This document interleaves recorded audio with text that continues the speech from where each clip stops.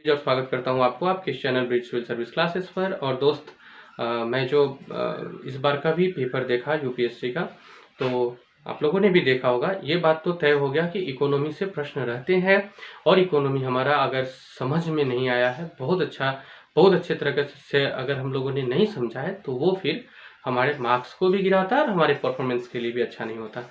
तो फ्रेंड, मेरा जो प्रयास था उसमें अब मैं और गति लाने का कोशिश करूंगा और अच्छे तरह से आपको बेहतर तरीके से इकोनॉमी को पढ़ाऊं।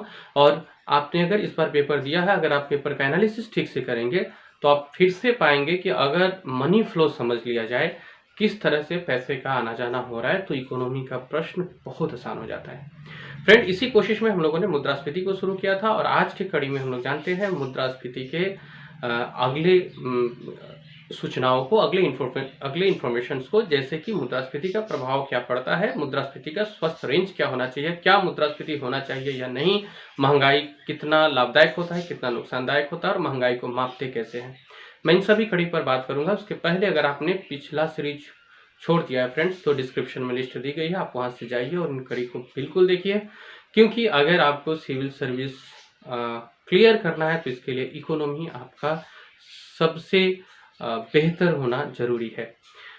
फ्रेंड, आज के विषय पे हम बात करते हैं। आज है मुद्रास्फीति का प्रभाव कैसा पड़ता है। तो मुद्रास्फीति के प्रभाव को हम लोग अलग अलग क्राइटेरिया में बांट करके पढ़ते हैं। सबसे पहले लोन के प्रोसेस में क्या प्रभाव पड़ता है।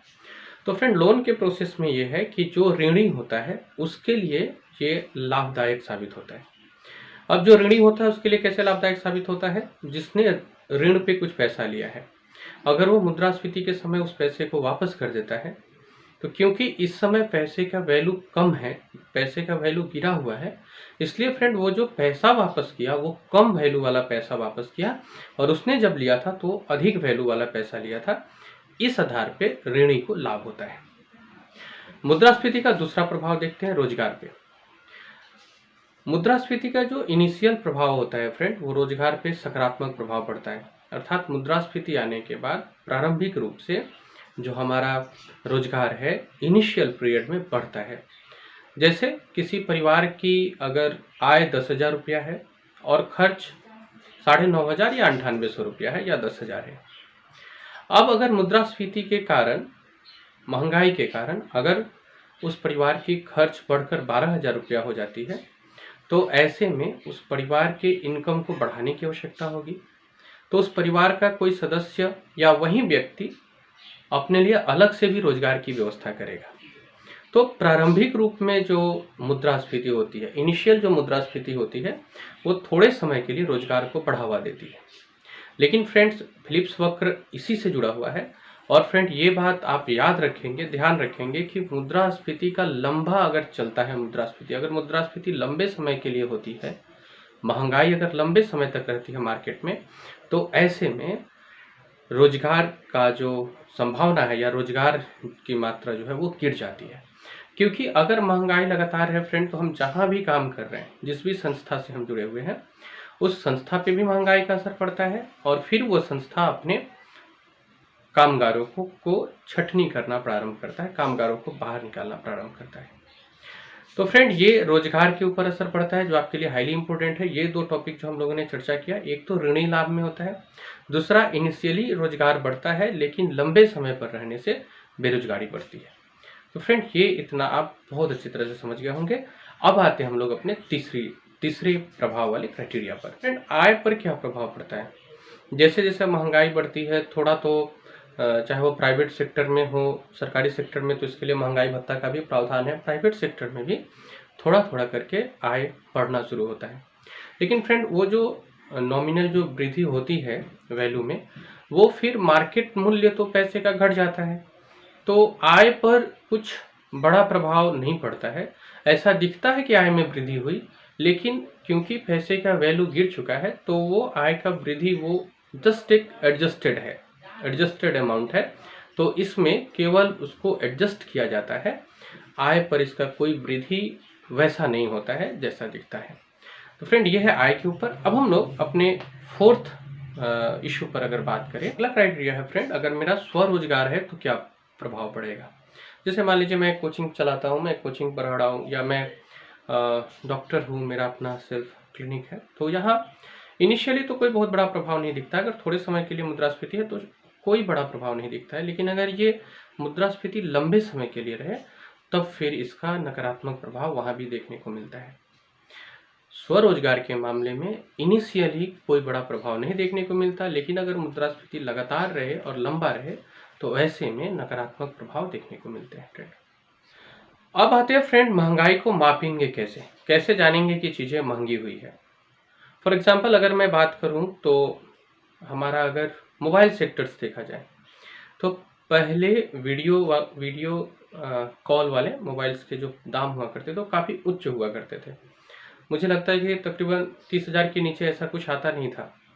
आज वो काफ़ी इजीली अवेलेबल है हमारे पास, इवन 3,000 में भी अवेलेबल है। तो इस हिसाब से मुझे ये मानना चाहिए कि हमारा महंगाई कम हो गया है, इवन बहुत कम हुआ है।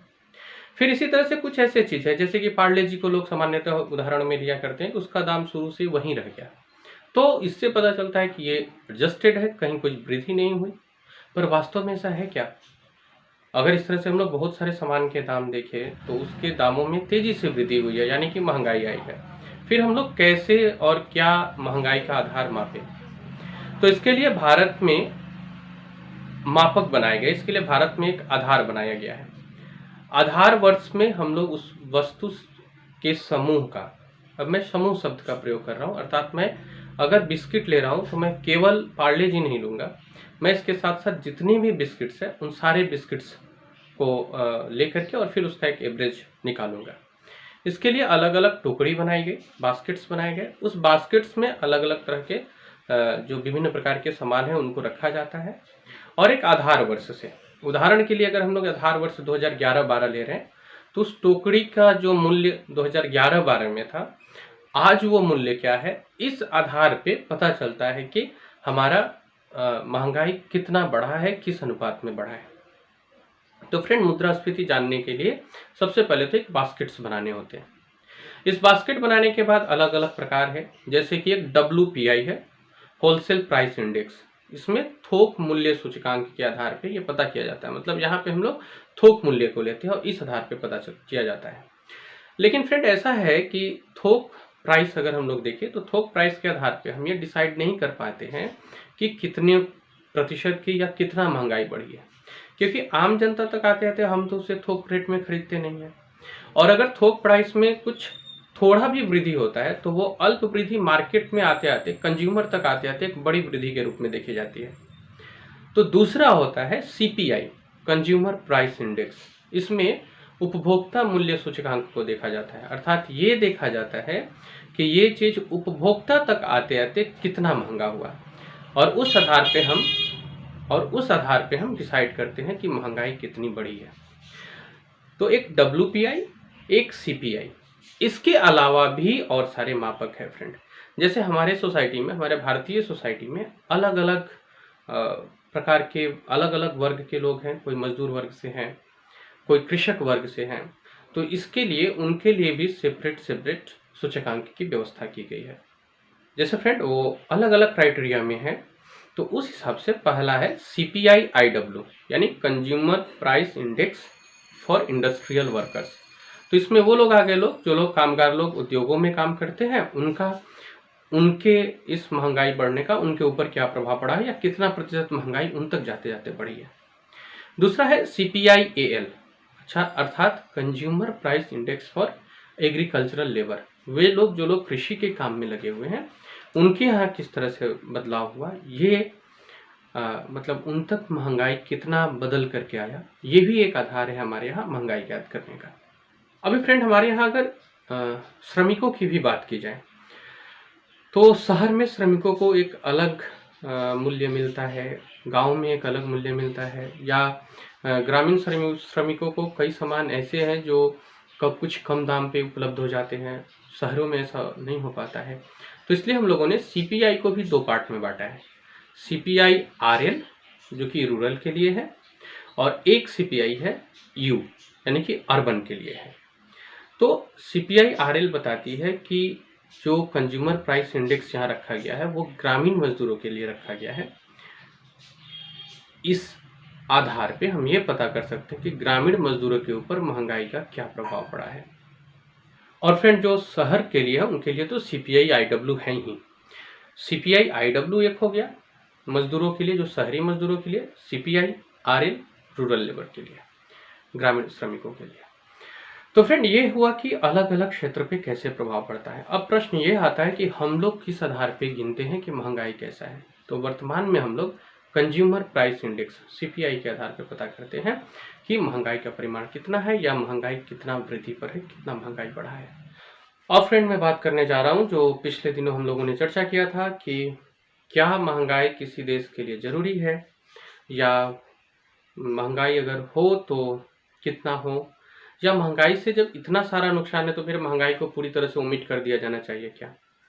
इसका उत्तर है नहीं। आप महंगाई को पूरी तरह से ओमिट नहीं कर सकते, क्योंकि अगर पूरी तरह से महंगाई हट गई तो जैसा आज के वीडियो के स्टार्टिंग में हम लोगों ने देखा था कि महंगाई आने के साथ साथ कुछ रोजगार लेकर के आता है, कुछ लोग काम करने के लिए प्रेरित होते हैं। तो अगर महंगाई पूरी तरह से हम लोग शून्य कर देते हैं तो ऐसे अवस्था में अधिक रोजगार या फिर अधिक लोग काम करने की तरफ प्रवृत्त नहीं होंगे। इसके अलावा ये इकोनॉमी के लिए भी नुकसानदायक होता है। तो फ्रेंड अगर हमसे पूछा जाए कि मुद्रास्फीति या महंगाई पूरी तरह से समाप्त कर देना चाहिए क्या, तो इसका उत्तर होगा नहीं। फिर बात है कि फिर एक हेल्दी रेंज क्या होना चाहिए, इसका एक स्वस्थ परास क्या होना चाहिए। क्या वो रेंज है जिसके बीच में महंगाई रहे तो कोई नुकसान नहीं है। फ्रेंड इसके लिए अलग अलग हमारे यहाँ समिति गठित हुई, जैसे चक्रवर्ती समिति थी, उन्होंने 4% के बारे में कहा था। लेकिन अंततः हम लोग मानते हैं कि मुद्रास्फीति का जो हेल्दी रेंज है, जो स्वस्थ परास है, वो है 2 से 6%। अर्थात मिनिमम 2% और मैक्सिमम 6%। 6% से ज़्यादा होना भी इकोनॉमी या हमारे देश के आर्थिक स्थिति के लिए सही नहीं है, और 2 से कम होना भी हमारे देश के आर्थिक स्थिति के लिए सही नहीं है। फ्रेंड मैं ब्रिज आपको एक और सस्पेंस के साथ छोड़े जा रहा हूँ कि अगर मुद्रास्फीति का ये हाल है और महंगाई बहुत ज़्यादा आ गई है तो ऐसे में हमें पैसों की ज़रूरत होती है। फिर वो पैसा हम कैसे उठा सकते हैं, या मान लीजिए कि सरकार को ही पैसों की ज़रूरत हुई तो वो पैसा कहाँ से आएगा। नेक्स्ट कड़ी में मैं चर्चा करूंगा मनी फ्लो का अगला कड़ी, और इस बार फ्लो मार्केट की ओर न होकर के इस बार फ्लो होगा किसी इंस्टीट्यूशन, फार्म या सरकार की ओर या बैंक की ओर।